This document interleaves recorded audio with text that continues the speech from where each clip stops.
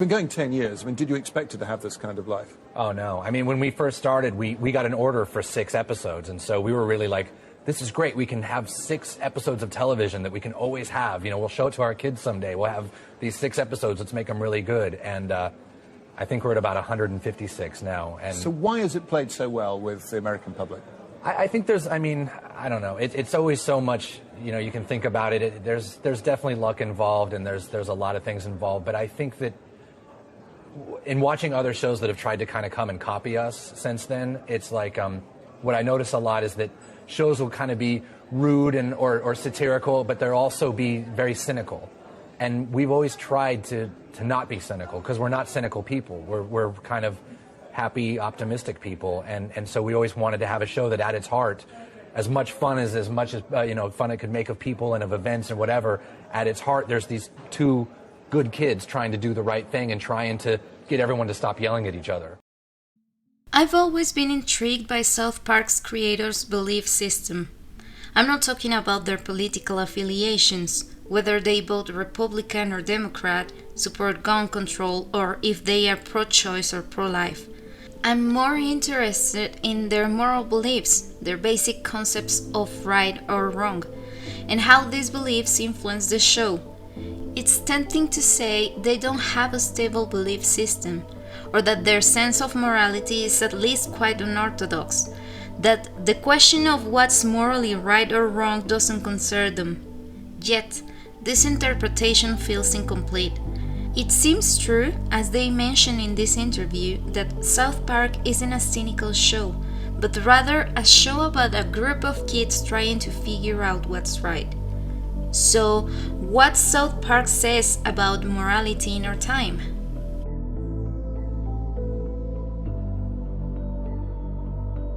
In his book, The Moral Fool, the philosopher and now YouTuber Hans-Georg Moeller challenges the notion that morality and ethics are inherently beneficial to society. He argues that just as morality can be used to help people, it also can serve to justify virtually any kind of atrocity. Almost all political purges, religious wars, and ethnic cleansings used moral justifications. Robespierre, Hitler, and Pol Pot all acted in the name of virtue. For that reason, Moeller suggests that morality can be dangerous and that it may be advisable to be cautious with it. The philosopher concludes, not without a certain irony, that due to the dangers an ethical perspective entails, public broadcasts containing a high dose of moralism must include a warning that say, "This product is full of morality and may subsequently lead to unwanted communicative over-engagement, possibly resulting in harm to both personal and social health." Obviously, the idea that a warning like this could appear at the beginning of any television broadcast system, at least for now, is impossible. Almost all social groups, regardless of their ideological or religious affiliation, consider that society should be ruled by an ethical code. This is why, contrary to what Moeller wishes, the warnings that appear at the beginning of television shows serve to alert us of the dangers of moral transgressions and not to warn us against the risks of being morally indoctrinated.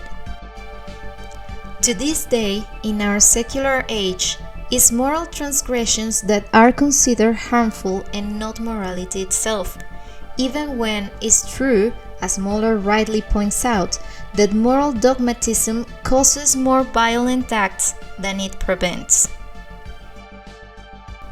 And then we have the paradoxical case of South Park. While other television shows place warnings at the beginning of each episode to indicate what kind of content is considered morally appropriate for each type of audience, South Park begins its episodes with a message of text warning that its content is not appropriate for anyone. This message is particularly interesting because it perfectly exemplifies the relationship that the society of our time has with morality. More than being a simple gag, the famous message fulfills several functions. Firstly, as is evident, it functions as a joke that serves to satirize the very concept of moral censorship and the absurdity of believing that a person could suffer some type of harm just by watching a fictional story that is considered immoral by some. Secondly, the warning works to establish the transgressive tone of the show. Through this message, South Park seems to warn us that there is no moral taboo that it is not willing to transgress. Indeed, one should take seriously the warning that the show should not be viewed by anyone. Or, to be more precise, it can be said that the show should not be viewed by anyone who dogmatically follows a moral code. It is guaranteed that you're going to be offended. South Park stands out from other shows from its time because, although other television programs such as The Simpsons or Family Guy committed moral transgressions with the same frequency, in the end, they show a more or less coherent ethical system. For example, while it is true that Family Guy strives to be a transgressive program, it is quite clear that the moral compass of the show is liberal. South Park, on the other hand, satirizes liberal and conservative values with equal frequency, left and right, Christians and atheists. For the show, the moralistic sermons of progressive activists are on the same level as the hateful rants of bigots. Everything can be satirized because nothing is sacred, and there is no single true moral code respected by the show's creators. Does this mean that South Park is a completely immoral show? Well, it's complicated. The type of satire used by South Park is inherently paradoxical because, while it is true that it questions the validity of all ethical systems and it warns us about the dangers of moral dogmatism, at the same time, it is still a type of satire that serves to transmit moral lessons. This is why episodes often end with the characters looking directly at the camera, explaining the moral they are trying to convey to the audience, in the same way as happened in the past with Saturday morning cartoons. Of course, the moralizing lessons tries to disguise itself behind a veil of irony. Each moral is accompanied by sentimental and ridiculous music that seems to signal to the audience that they should not take the lesson the show is trying to convey too seriously. And yet, even hidden behind a veil of irony, the moral lesson is still there. At the end of each episode, the audience is quite clear about the moral lesson the show is trying to teach. Whether the show claims that we shouldn't take seriously trans people identities, that hippies' idealism is ridiculous, or millionaires' greed is dangerous and religious fanaticism is harmful, at the end of each episode, the entire world is clear about the show's position. Even if a couple of seasons later they produce an episode that completely contradicts what they had previously stated, South Park always takes a position, and more often than not, this is a moral position. South Park is not a completely cynic or amoral show. On the contrary, I would go as far as stating that it is one of the most moral shows of its time. But while the shows of the 20th century still presented an ethical vision that recalled the moral values upheld by modernity, when it was believed that man could still access truths and therefore he was able to speak of justice and injustice, of goodness and evil in an absolute sense. On the other hand, the morality that South Park presents to us is more appropriate for the postmodern era, where a fragmented vision of reality prevails. and the great narratives that unify the human experience around transcendent principles and absolute truths, such as God, reason, or moral good, have been left behind. It could be said that while modernity believes society should be organized around universal principles such as freedom, justice, truth, and rationality, postmodernism is based on a more fragmented vision of reality, where pluralism, heterogeneity, and perspectivism are privileged. In that sense, it could be stated that the moral vision of South Park is postmodern, because the show does not believe in the existence of absolute moral principles, for there is not a single ethical framing that is more valid than others. There is not a single notion of justice or freedom, but a multiplicity of points of view. The moral perspective of conservatives and religious people is at the same time equally valid and absurd as the perspective of atheists and liberals. South Park also demonstrates one of the characteristics that most clearly distinguishes postmodernity.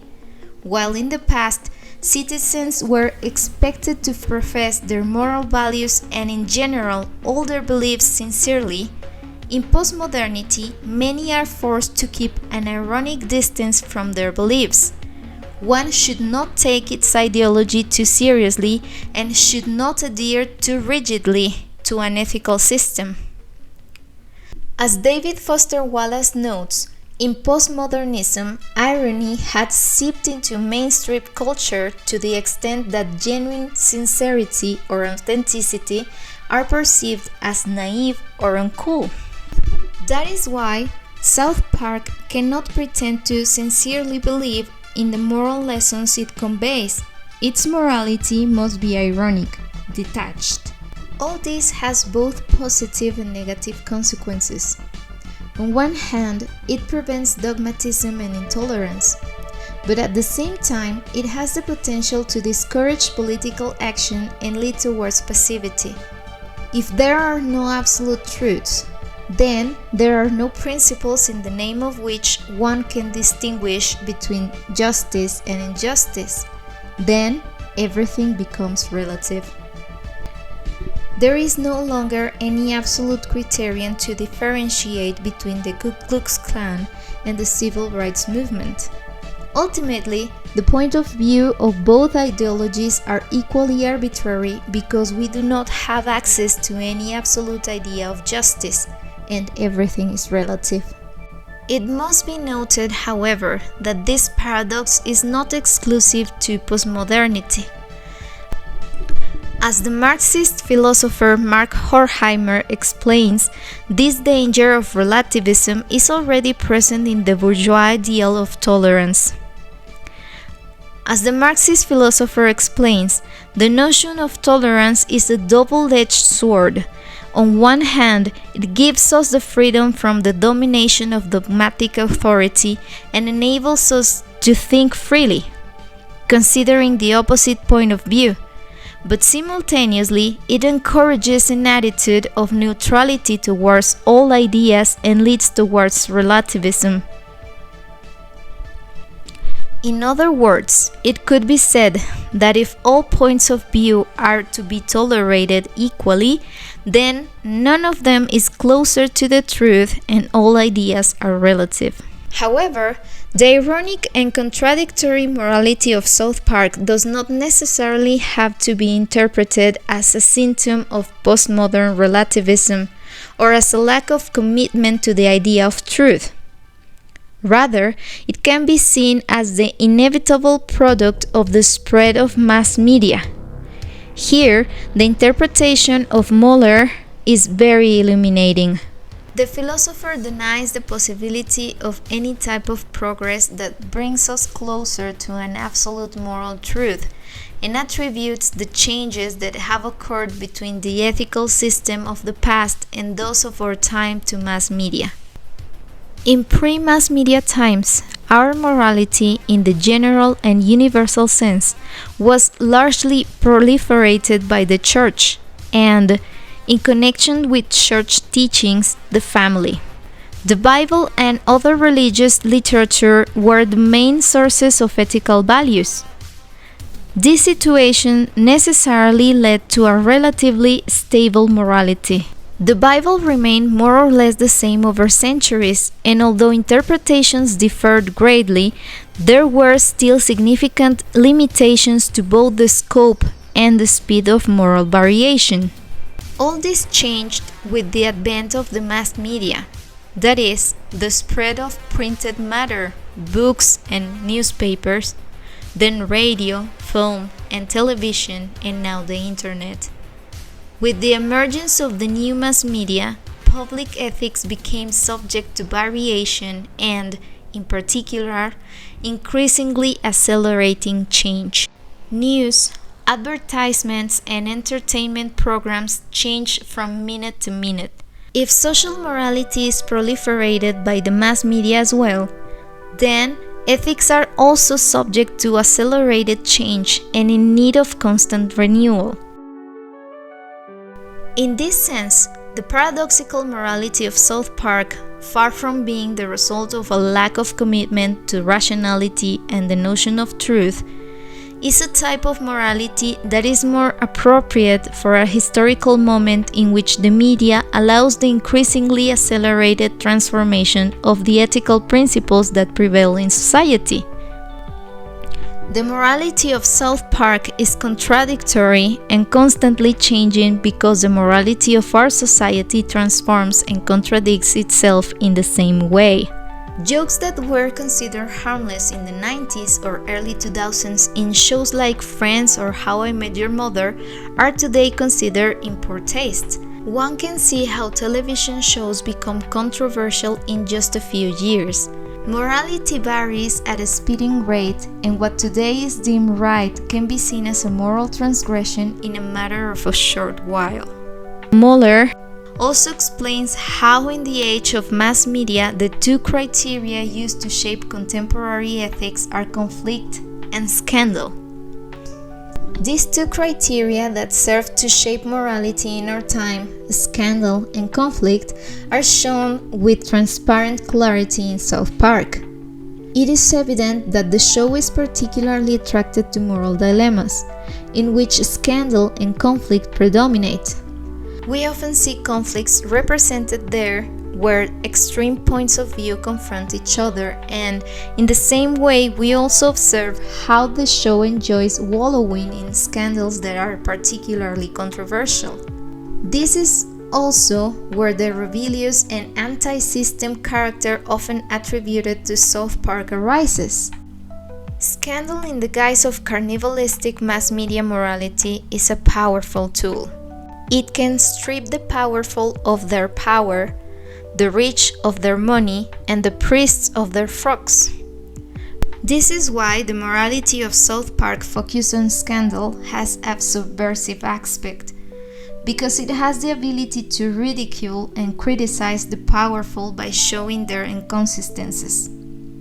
Indeed, whether it is Hillary Clinton and Kanye West or Donald Trump and George Clooney, there is no figure who is safe from South Park.